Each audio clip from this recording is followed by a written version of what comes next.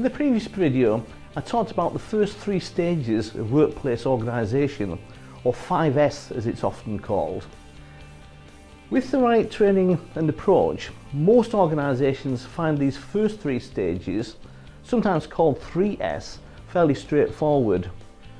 The final 2 stages, S4 and S5, are often more difficult. In fact, the reality is that some managers fail to achieve these final 2 stages at all. When I tell you that these final 2 stages are standardise and sustain, you can begin to think why that might be.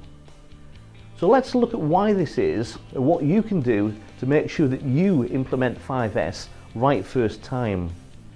Many of us, perhaps most of us, like to do things in our own way. That might be fine in our personal lives, but in the workplace it can sometimes lead to difficulties. This is particularly the case when it comes to workplace organisation. At an extreme, it could mean that if we have 20 people working in a particular area, then we might have 20 different ideas about how things should be organised. That leads to variation, and too much variation means that there's often something that ends up outside an acceptable range. So the 4th S is standardisation, making sure that we have a consistent approach. Many organisations simply have to standardise what they do. Franchise organisations are a good example.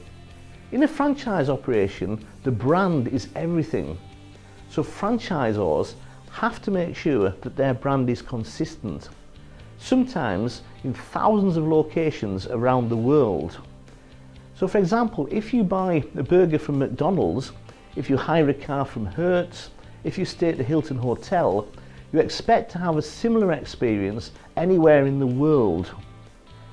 Take safety critical operations, operating a commercial airline for example. Just imagine if every pilot flew their plane in their own way. Imagine if safety checks were all done differently, or if sometimes they were forgotten or missed. That's not the sort of airline I'd want to fly with. If we want to achieve consistently high standards, then we need consistently high levels of organisation.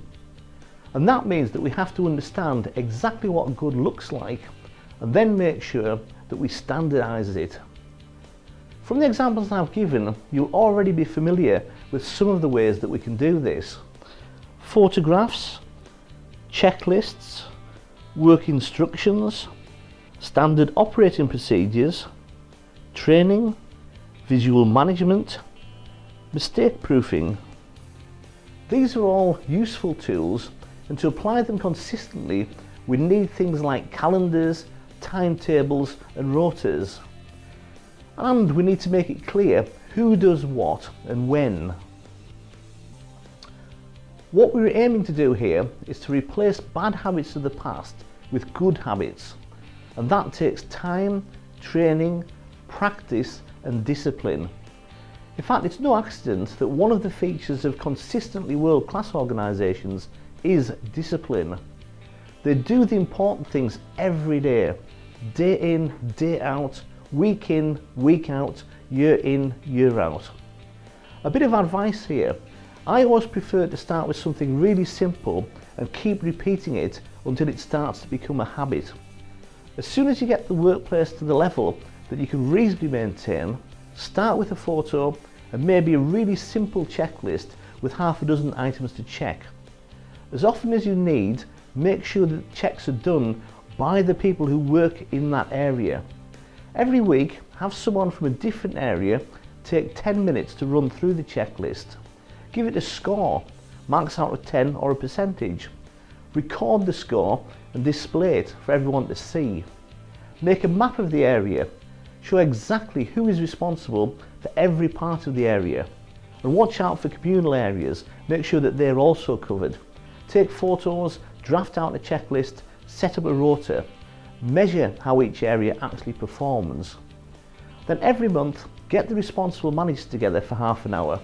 Review the scores, work out what needs to be done to stay on track. Once you're consistently maintaining a good level of organisation for 3 consecutive months say, start thinking about how you can improve your scores. and at least once a year review your whole 5S system.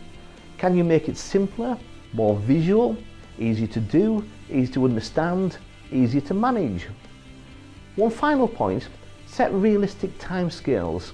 In larger organisations, it can take months and years before you achieve a consistently good standard.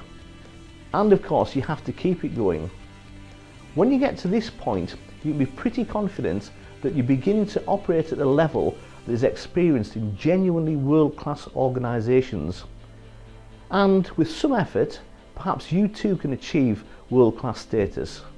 If you haven't started yet, I encourage you to make a start now on planning your own 5S programme, and I wish you every success with your own journey.